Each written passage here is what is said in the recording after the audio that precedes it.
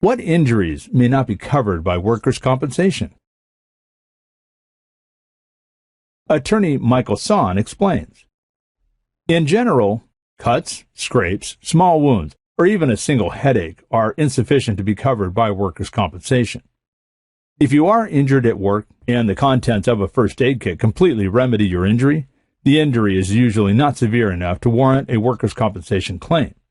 If, on the other hand, you are exposed to a chemical that causes routine headaches, this is an occupational disease that amounts to a workers' compensation claim.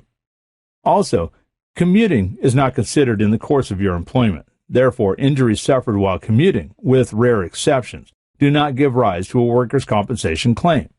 Similarly, when you are out for lunch, you are outside the scope of the workers' compensation system.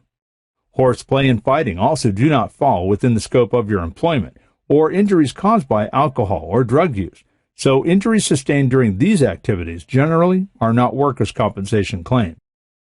Contact Attorney Michael Sahn in Charleston, South Carolina today. He provides clients with aggressive and skilled representation in some of the most difficult legal situations.